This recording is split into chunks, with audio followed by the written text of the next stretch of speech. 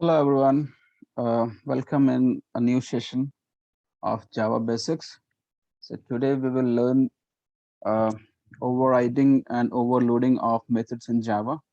Okay, so I'm going to show you with live example how it works, and then at the same time I'll explain you the concept of these two, OOPS concept of Java as well. So let's start then. I'm gonna create one class here. I'll test it and I'll name it as test class or test one maybe. Okay. I'll create one method, public static void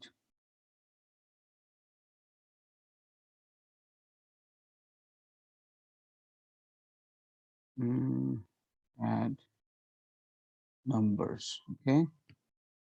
So in this I'll pass two parameters, or I'll simply say add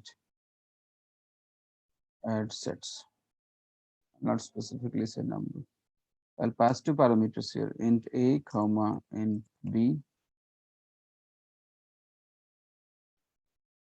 Okay. I'll just try to print the addition of it. So I can say a plus b. Here, if you can see, I have written a method which is simply going to accept two arguments, which has two parameters, and it's going to add those and print you out. So let's execute this in main method. Public static void main.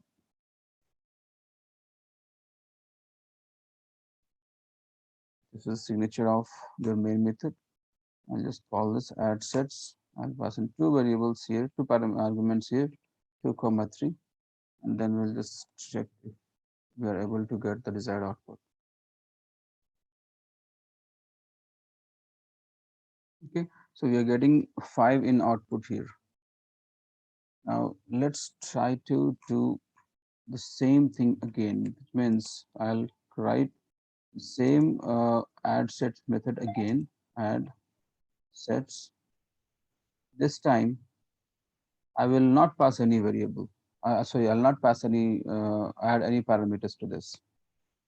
Okay, and inside this I'll just write system dot println. I'll hard code two values like this. Okay. Now, while calling the function this time, you can see in reference, I see two instances, two implementation of these methods.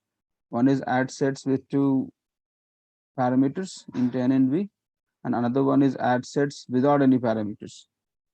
So this concept is called method overloading. Okay, which means we are writing this method with the same name, but we are overloading by passing different types of parameter to it. So I can now call this add sets without any parameter, and it's going to execute which method? This method, the method where I haven't passed any parameters. Okay, so let's check. Just quickly run it and see what output we are getting. So now we should get 5 from first add sets method call, and from second we should get 12 because we are adding two numbers here directly. Clear? Here's the output. Now in the same way we can tweak, we can change the parameter types as well. So public static void add sets, I can say string a comma string b, and just simply add it. So what's going to happen this time? It's going to basically, since these two are strings, it will concatenate these two values. Okay. Let's say a plus b here also. Now when I'll call this add sets, now you can see there are three different methods or different implementation of these methods. Add set without any parameter, add sets with parameter as string, add sets with parameters as integer. So this is all about method overriding, method overloading, which means like we are overloading the same method by passing different parameters and calling it with different arguments values as per the parameter declaration. So here also, if you will call this, I'll pass tester, another variable parameter name, I'll pass tested. Okay, if I'll call it, gonna give me 3 result, and all the 3 methods which we have written by passing different types of parameter will get executed like this. I hope this is clear to everyone. I'll jump on to the next topic, which is method overriding. So let's try to understand that. Method overriding is a concept of object inheritance, class inheritance basically of Java. For that, we will create one more class. We will name it as test2, and we'll extend this test2 test1. Okay, so this is your test1, this is your test2. I'm extending test2 to test1, which means test1 is the parent class of test2. So all the properties of test1 will get inherited to test2 directly. We'll try to understand much deeper way. So let's say if I want to call add states,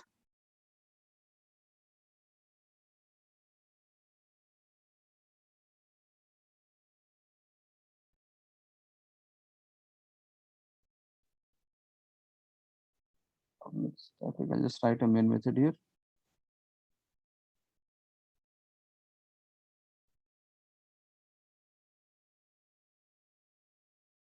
Now you can see, since I have inherited, I have extended test2 to test1, all the methods inside test1 class can be used here, which means all the properties, whatever things which we wrote in test1 can be used in test2 also, because we have extended test2 to test1, and that's the parent child logic we have in inheritance in Java.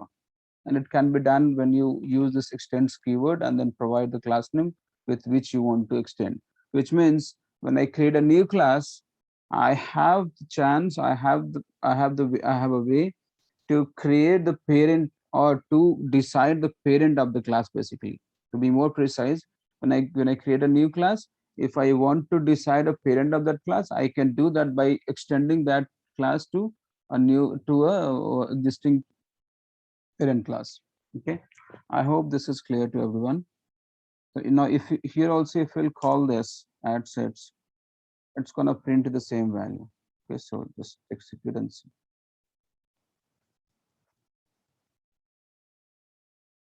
Right, so if you see in add sets with that parameter here, it's actually adding 2 numbers, 7 5, so output is 12. Right? Now somehow, for some reason, the implementation which are done here in this class, in test1 class for add sets method, is not up to mark, or it's not meeting my requirement. Okay, so what I want to do is, I want to change the entire implementation of add set in test2. Okay, so I can do that. So see how we can do it. Public static void add sets. Okay, and now here I will write system dot out dot println. In test add sets, here I'm adding 7 plus 5, 5 plus 7, right? Here I'll add some different number on, and I'll add a statement, sum of 2 numbers.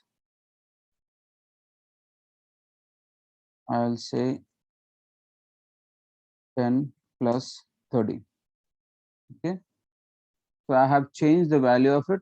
I have changed the implementation of this also. After this also, I can write something else. system dot out dot println. I will say this is to test method overriding. Right, now let's execute this now. So this time if I'm going to execute this, it will execute what? It's going to execute the test2 implementation of add sets, not test1 implementation. So let's check.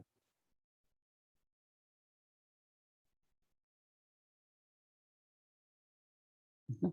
So now if you see, I'm calling add sets method, which is there in test1 already. I have overridden this method here in test2 by putting some more statement inside and by changing the number values. Now you can see it's printing me in this way, right? Sum of two numbers is this has concatenated the value, and this is to test method overriding. So this method is getting executed now, which is there in test2 with the same name, same parameter, same access modifier, not the one which is there in test1 with same name but different value, right? So this is the example of method overriding. Always remember, method overloading means in same class we can have multiple methods with same name, but you can change the definition of it with the help of parameters which you are passing. You can have more parameters in all the different declaration. You can have different parameters also. You can have no parameters also, like we have seen here. In this method, we have two parameters in the form of integer. In this method, we do not have any parameters. In this method, we have two parameters, but in the form of string, right? So we are using different parameters also, and then overloading the methods. So this is called method overloading. However, when it comes to overriding, we have to use inheritance concept of OOPS. Okay, so you can see I created a new class. I have extended a new class to the test1 class, which is existing one. So which means I have decided the parent of test2. So all the methods which we have in test1 will get inherited to test2. And after that, I can go and change the implementation of a method which I have written in test1 and in test2. Right. So once again, I can change the implementation of a method which I have written in parent class in child class and use it. And this concept is called method overriding. And this is what we have to do. So here we have add sets method. The same method we have written here also, but we have changed the logic inside it. Always remember, we cannot change the parameters. We cannot change this return type in method overriding. Okay, we can only change the implementation inside the method. Right, so this is how we implement basic method overloading and method overriding. I think I have made it simple and it's easy to understand, but you can post your comment here in the comment box if you have any. I should be able to answer it as per the availability. Thanks everyone for this. We'll see you in next lecture.